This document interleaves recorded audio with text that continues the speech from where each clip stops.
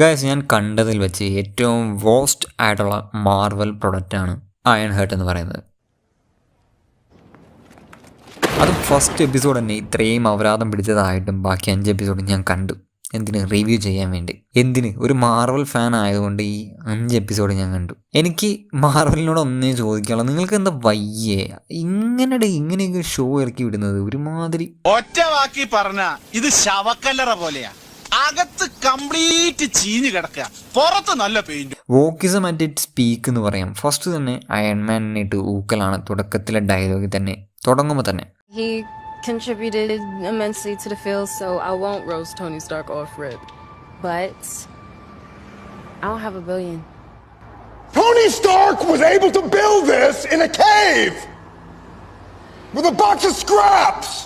പിന്നെ അങ്ങോട്ട് വരുന്ന ക്യാരക്ടേഴ്സൊക്കെ ഒരുമാതിരി ചീഞ്ഞ ക്യാരക്ടേഴ്സ്.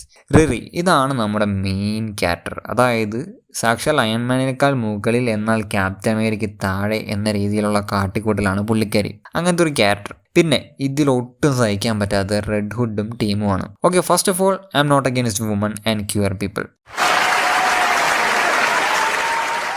അവർ സ്ട്രോങ് ആയോ എങ്ങനെ വേണമെങ്കിലും വന്നോട്ടെ, ബട്ട് എന്തിനാണ് ഈ ഫോഴ്സിങ്? ആൻഡ് ഓൾസോ ഒരു ക്യൂർ ടൈപ്പ് ക്യാരക്ടറിനെയൊക്കെ ആവശ്യമില്ലാതെ ഇൻക്ലൂഡ് ആക്കുന്നത് എന്തിനാ? ഈ റിസർവേഷന് വേണ്ടിയാണോ? അത് ഒന്നുകൂടെ ആളുകൾ അവരെ കളിയാക്കാൻ വേണ്ടിയാണോ? ഇതുപോലുള്ള ഷിറ്റ് ഷോയിലൊക്കെ ഇങ്ങനെ എന്തിനാണ് മനസ്സിലാവുന്നില്ല. കാരണം നിങ്ങൾ അതിൻ്റെ ഒരു കോമിക്കോ ഇതെടുത്ത് നോക്കിക്കഴിഞ്ഞാൽ യാതൊരു വിധത്തിലും ഈ ഒരു ക്യാരക്ടേഴ്സ് ഗേയോ ലെസ്ബിയനോ ടൈപ്പ് ആയിട്ടുള്ള ക്യാരക്ടേഴ്സ് അല്ല. ബട്ട് ഇതിൽ കാണിക്കുമ്പോൾ അവർക്ക് അങ്ങനെ കാട്ടിയേ മതിയാവൂ എന്നുള്ള രീതിയിലാണ് മാർവൽ എടുത്തു വെച്ചിരിക്കുന്നത്. എടാ ഡ്യൂപ്ലിക്കേറ്റ് ഇന്ത്യൻ കഴിവറടാ മോനെ.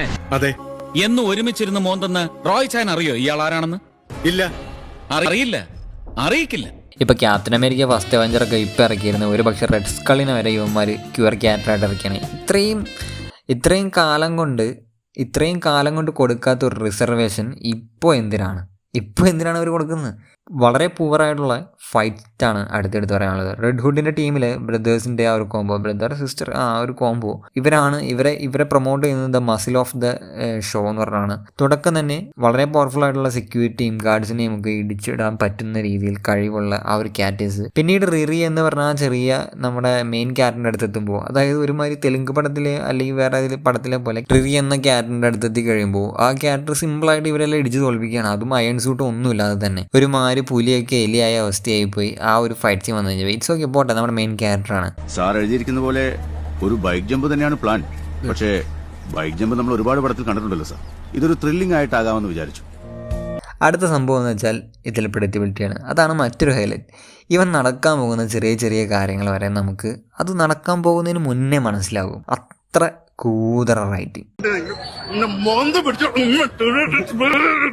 എനിക്ക് അത്രയ്ക്ക് ദേഷ്യം വന്നു. എന്ത് വെറുപ്പീരായിരുന്നു അത്.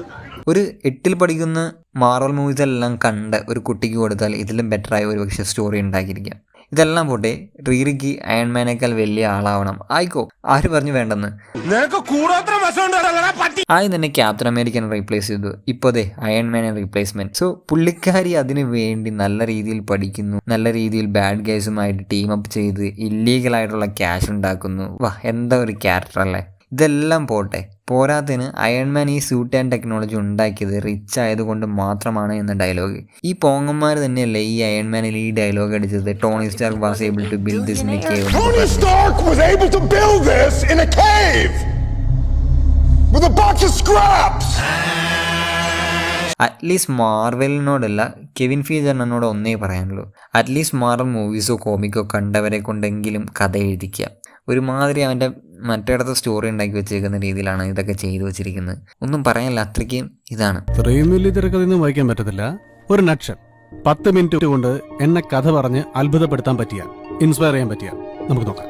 അടുത്തായിട്ട് നമ്മുടെ റിറിനകത്ത് ജാർവിസിനെ പോലെ ഒരു AI ഉണ്ടാക്കുന്നുണ്ട്. സോറി, ജാർവിസിന് തന്നെ നാണക്കേടാണ്. കാരണം ജാർവിസ് ഇതൊക്കെ കണ്ടാൽ മുണ്ടും പൊക്കി ഓടുന്ന രീതിയിലുള്ള ഒരു അവസ്ഥയായിരിക്കും.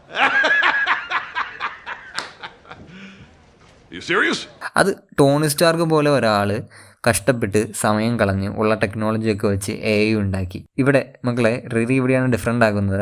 അതായത് റിറി എന്ന് പറഞ്ഞാൽ നമ്മുടെ മെയിൻ ക്യാരക്ടർ AI ഉണ്ടാക്കുന്നത് എങ്ങനെയാണെന്ന് അറിയണ്ടേ. ബ്രെയിൻ സ്കാൻ ചെയ്യാനിരുന്നപ്പോൾ ഉറങ്ങിപ്പോയി. ഉറങ്ങി എണീറ്റപ്പോൾ അതാ ഫ്രണ്ടിൽ റിറിയുടെ ചത്തുപോയ ഫ്രണ്ടിൻ്റെ രൂപത്തിൽ AI നിൽക്കുന്നു.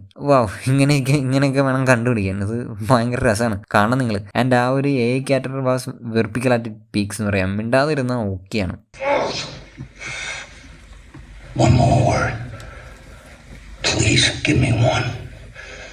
ഞാൻ ആ ഒരു ആക്ടറിനെ ഒന്നും പറയുന്നില്ല, കാരണം എനിക്ക് വളരെ ഇഷ്ടപ്പെട്ട ഒരു ആക്ടറായിരുന്നു. നിങ്ങൾ ദിസ് ഈസ് എന്ന് പറഞ്ഞ സീരീസ് കണ്ടു കഴിഞ്ഞാൽ അതിൽ വളരെ അടിപൊളിയായിട്ടാണ് റോളൊക്കെ ചെയ്തിരിക്കുന്നത്. But this is kind of ഭയങ്കര വെറുപ്പിക്കലാണ്. അൺസൈക്കബിൾ ആയിരുന്നു. ഇതിലെ ഇമോഷണൽ കണക്ഷനൊക്കെ ഉണ്ടാക്കാൻ ശ്രമിക്കൽ വളരെ ഫോഴ്സ്ഫുള്ളായിട്ട് തോന്നി.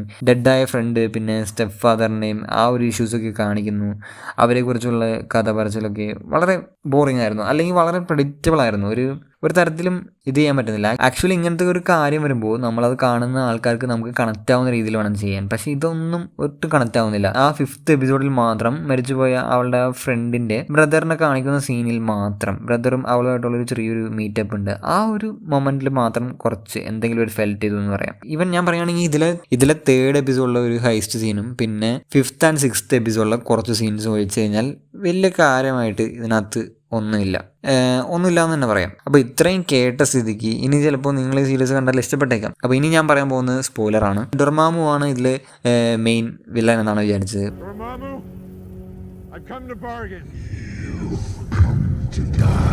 ബട്ട് ദെൻ അഗെയിൻ നമ്മളെല്ലാവരും പുലി വരുന്നു എന്ന് പറഞ്ഞിരുന്ന മാതിരി നമ്മുടെ മെയിൻ വില്ലനെയാണ് ഇതിനകത്ത് അവതരിപ്പിച്ചിരിക്കുന്നത്.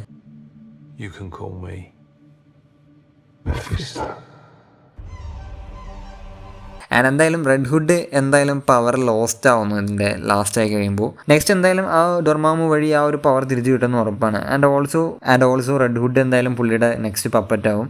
അതിനുള്ള കീ ക്ലെയ എന്ന് പറഞ്ഞ ആ ഒരു ക്യാരക്ടർ എന്തായാലും ഇത് ചെയ്യും. അതായത് ഡോക്ടർ സ്ട്രേഞ്ച് 2 ലാസ്റ്റ് വരുന്ന ക്യാരക്ടർ പുള്ളിക്കാരി എന്തായാലും ഡൊർമാമുവിൻ്റെ അടുത്തേക്ക് അടുത്തൊരു പോർട്ടൽ തുറക്കുമ്പോൾ ആ ഒരു സംഭവം സ്റ്റാർട്ടാവും. അപ്പോൾ മോസ്റ്റ് ലൈക്ലി ഡോക്ടർ സ്ട്രേഞ്ചിൻ്റെ 3 ഇതായിരിക്കും ഒരുപക്ഷെ മെയിൻ ഒരു കണ്ടൻറ്റോ ഒരു ബിഗിനിങ്ങോ എന്തെങ്കിലുമൊക്കെ വരുന്നത്. അതുപോലെ തന്നെ സ്ട്രേഞ്ച് അക്കാഡമി എന്ന ആ ഒരു സീരീസ് വരാൻ ഒരു 100% ചാൻസ് ഉണ്ട്. ഓവറോൾ നമുക്ക് നോക്കിയിരുന്ന ആ ഒരു മെയിൻ വില്ലനെ നമുക്ക് ഈ ഒരു സീരീസിൽ കിട്ടിയിട്ടുണ്ട്. ആ ഒരു ക്യാരക്ടറിനെ കൊന്നിരിക്കുന്നത് ഭയങ്കര കൊള്ളാം. ബട്ട് എനിക്ക് ആക്ടർ ഭയങ്കര ഫേമസ് ആണ്. ബട്ട് ഈ ഒരു രീതിയിലുള്ള റോള് ഐ ഡോണ്ട് നോ, ഇങ്ങനെ ഈ പുള്ളി തന്നെ ആയിരിക്കും ഇനി ഭാവിയിൽ ആ ഒരു ക്യാരക്ടർ ചെയ്യുന്നതെന്ന് നമുക്ക് പറയാൻ പറ്റില്ല. കാരണം ഷേപ്പ് ഷിഫ്റ്റിംഗ് എല്ലാ പവേഴ്സും ഈ ഒരു ക്യാരക്ടറിനുള്ള പവർ ആയതുകൊണ്ട് മേ ബി ക്യാരക്ടർ മാറിയേക്കാം. എനിവേ ഒരു പുള്ളിക്ക് കൊടുത്തിരിക്കുന്ന ആ ഒരു കറക്റ്റ് എങ്ങനെയാണോ കോമിക്കിലുള്ളത് ആ ഒരു ഇത് വരുന്നത്, ആ ഒരു റെഡ് ഹുഡിൻ്റെ ഫസ്റ്റ് മീറ്റപ്പ് എങ്ങനെയാണോ അത് ഗംഭീരമായിട്ട് തന്നെ ചെയ്തിട്ടുണ്ട്. ബട്ട് ഈ ഷോയ്ക്ക് അതിൻ്റേതായ ഒരുപാട് പോരായ്മകളുണ്ട്. ഒരുപാട് പോരായ്മകൾ എന്ന് പറഞ്ഞാൽ എടുത്തു പറയാൻ പറ്റില്ല, അത്രമാത്രമുണ്ട്. ബട്ട് സ്റ്റിൽ നിങ്ങൾ ഒരു മാർവൽ ആരാധകനാണെങ്കിൽ ഡെഫിനറ്റ്ലി ഒന്ന് കണ്ടു നോക്കാം. കാരണം നിങ്ങൾക്ക് കണ്ടു നോക്കാമെന്നല്ല, ഞാൻ ഈ പറഞ്ഞ കാര്യങ്ങൾ തന്നെയാകത്തുള്ളൂ. ബട്ട് സ്റ്റിൽ നിങ്ങൾക്ക് ഈ ഒരു ക്യാരക്ടറിനെ കാണണമെങ്കിൽ നിങ്ങൾക്ക് ജസ്റ്റ് വാച്ച് ചെയ്യാം. അല്ലെങ്കിൽ നിങ്ങൾക്ക് യൂട്യൂബിൽ തന്നെ നോക്കിക്കഴിഞ്ഞാൽ ഇഷ്ടംമാതിരി ഇത് കിട്ടും. ജസ്റ്റ് ആ സീൻ മാത്രം കണ്ടാൽ മതി, അല്ലെങ്കിൽ ആ ക്യാരക്ടർ എന്താണെന്ന് മനസ്സിലാക്കിയാൽ മതി. വലിയ പുള്ളിക്ക് ഒരു ത്രൂ ഔട്ട് ഇതൊന്നും കൊടുക്കുന്നില്ല. എന്തായാലും നിങ്ങൾ വേണമെങ്കിൽ കണ്ടു നോക്കാം. All right, look. Right now, you look like shit.